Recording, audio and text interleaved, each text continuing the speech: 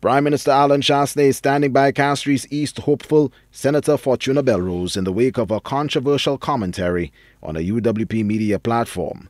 The remarks centered on the hire of the government minister's husband as her official driver and complaints about a perceived lack of inclusion and equality of treatment of the electorate in the Castries East constituency under the stewardship of the current dispensation. Senator Belrose cited the implications of the outcome of the previous general election for the level of attention and service accorded the constituency. You talked about the Prime Minister and myself walked in the boulevard. I mentioned earlier that when you elect a government, you elect them on the basis of the policies and programs that they set out. The people of Castries East categorically chose to reject the United Workers' Party. Just hold the line, caller. Go ahead. Yes, I'm saying the people of Castries East chose categorically to reject the United Workers' Party at the last election. Yeah? 11 other constituencies said to the United Workers' Party, yes, we want to build a new St. Lucia with you, we are on the road with you, and we'll be working with you. And so the government sought to invest in those communities where they bought into the philosophy and thinking, you understand, of the government. It's very important that a community buys into the vision. When the Prime Minister came in, we just did a tour of the constituency. We made no promises.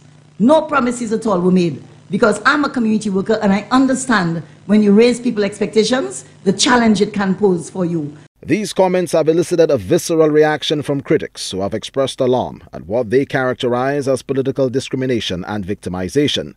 Despite the backlash, Prime Minister Allen Chastanet, speaking to the assembled press outside Parliament ahead of the start of debate on the appropriation bill, endorsed the minister's take on the state of play in Castries East, blaming the incumbent instead for the woes of the underserved constituency.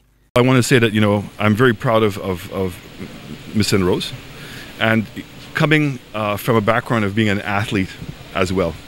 And so I know of no athlete that ever goes onto the field to lose. And so I know that she has put her heart and soul into this campaign. She came in very late in the game last elections, and unlike a lot of other people, has not disappeared. And she's stayed on the ground and very focused on it. So I think that Ms. Belrose and all those persons who know her to be a very genuine person. And therefore, any comments that she would make would always come from a good place. I think that she's dealing with what some of the realities are. Is when your government is in office, but you are not elected in a constituency, technically you don't have any position. The only position you have is as the candidate for the party.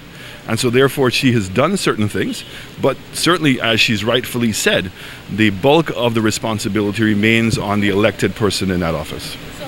Amid concerns about the impact of political victimization and subtle divisive rhetoric in fomenting the extreme partisanship of civic culture, the Prime Minister again singled out the leader of the opposition and his record as the duly elected parliamentary representative for Castries East. So how do you respond to the criticism that this speaks to institutionalized victimization? I don't. I think that the people in Castries South and Castries East have been victimized for almost 5 terms.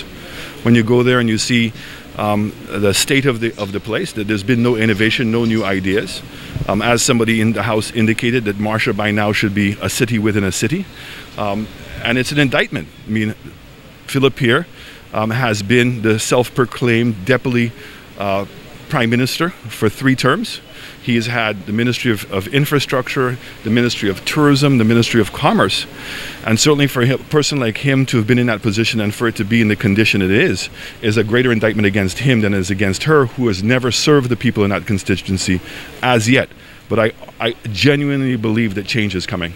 The Culture Minister has been pillared by critics who continue to warn against merely appealing to the base in the politics of zero-sum game and the alienation of a segment of the electorate based on the exercise of their franchise and political affiliation. The ex-senior public servant will attempt to unseat the 5th-term Castries East MP Philip J. Pierre in the upcoming 2021 general election.